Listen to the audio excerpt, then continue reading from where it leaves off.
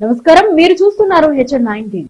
చిత్తూరు జిల్లా స్వయంభూ శ్రీ వరసిద్ధి వినాయక స్వామి దేవస్థానం, కాణిపాకం శ్రీ స్వామివారి దేవస్థానం కార్యనిర్వహణాధికారి కార్యాలయం నందు ఈ రోజు దేవస్థానం చైర్మన్ మోహన్ రెడ్డి ఆధ్వర్యంలో పాలక మండలి సమావేశం నిర్వహించారు. ఈ సమావేశంలో పలు అభివృద్ధి కార్యక్రమాలపై చర్చించడం జరిగింది. నూతన సంవత్సరం ఏర్పాట్లు మరియు జనవరి 1వ తేదీన వచ్చే భక్తులకు ఎలాంటి ఇబ్బందులు లేకుండా సులువుగా దర్శనం చేసుకునే విధంగా చర్యలు చేపట్టాలని అధికారులకు సూచించారు. త్వరలో పలు అభివృద్ధి కార్యక్రమాలకు శంకుస్థాపనలు మరియు ప్రారంభోత్సవాలు చేయనున్నట్లు తెలిపారు.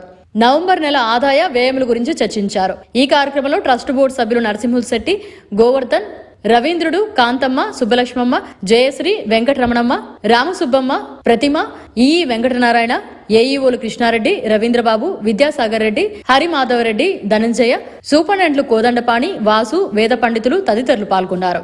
దాంట్లో ఖర్చు 2,65,33,000 అయింది. ఇంకా మిగిలిన అమౌంట్ ని మనం FDRs రూపంలో రెడీ చేసి ఇచ్చేస్తాం.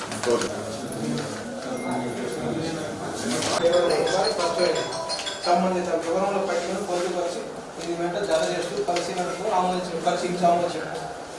కోరడం సార్.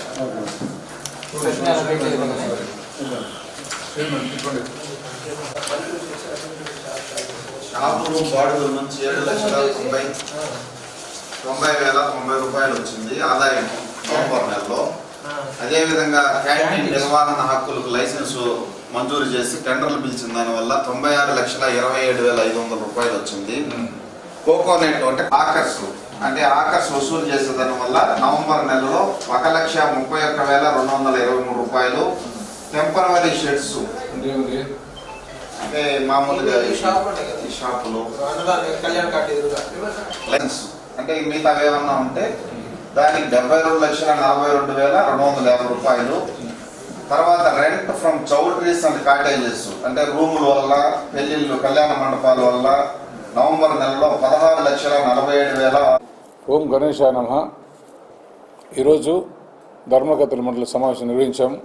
ఇందులో ముఖ్యంగా జనవరి 1వ తారీఖు మన దేవస్థానానికి అధిక సంఖ్యలో భక్తులు ఇచ్చేస్తారని భావించి వారికి దేవుడి దర్శన భాగ్యం సులభంగా కలిగే విధంగా మరియు వచ్చిన భక్తులకందరికీ మంచి సౌకర్యాలు, త్రాగునీటి వసతి, మజ్జిగ, వాళ్ళకి అందరికీ సరిపడా భోజనము అన్నీ కల్పించాలని, అలాగే క్యూ లైన్లు కూడా పటిష్టంగా ఏర్పాటు చేసి త్రోపులాట జరగకుండా వాళ్ళకి సౌకర్యం చేయాలని, మరియు పోలీసు వారి సహకారము, RTC వారి సహకారము అన్నీ కూడా తీసుకొని ఈ జనవరి 1st వచ్చే భక్తులకి ఎలాంటి అసౌకర్యం కలగకుండా చేయాలని మేమందరం నిర్ణయించి తీర్మానం చేసుకున్నాం. అదేవిధంగా మన దేవస్థానానికి ఇంకా అభివృద్ధి చేయాలని పలు వర్క్స్ సంబంధించి ఈరోజు అజెండాలో మేము నిర్ణయం తీసుకొని ఆమోదించినాము.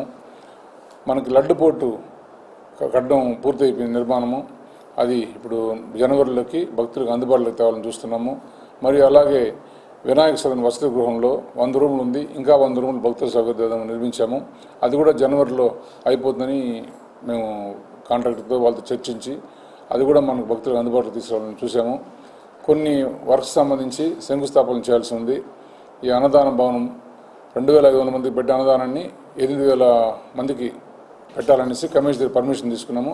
దానికి సంబంధించి బిల్డింగ్ కూడా మాడిఫికేషన్ చేసి దాన్ని భక్తులకు అందుబాటులో తేవాలని కూడా వర్క్ స్టార్ట్ చేశాము. అలాగే 100 ఫీట్ రోడ్డు దగ్గర ఆర్చ్ నిర్మాణము మరియు వినాయక స్వామి విగ్రహం 2 కూడా పర్మిషన్ వచ్చింది కమిషన్ ఆఫీస్ నుంచి.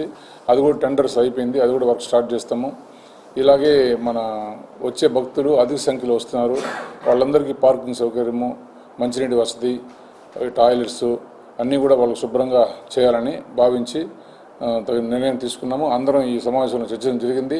మా సభ్యులు, మా పాలకొండ సభ్యులందరూ కూడా, మా దేవస్థానం సిబ్బంది, మన ఈవో గారు, ఏఈఓలందరూ కూడా కోఆర్డినేట్ చేసుకొని ఈ జనవరి 1st కూడా దిగ్విజయం చేద్దామని, మరియు అలాగే వచ్చే భక్తులకంతా కూడా మంచి సౌకర్యం కల్పిద్దామని మేము తీర్మానం చేసుకున్నాం. కోఆర్డినేషన్ మీటింగ్లోనే అనుకున్నాము. ఈవో గారు మేమందరూ డిసైడ్ చేసాము. మార్నింగ్ ఒక టైము, ఈవినింగ్ ఒక టైం అని మేము అనౌన్స్ చేసాము. అలాగే ఈవీఐపీలకి చేస్తాం.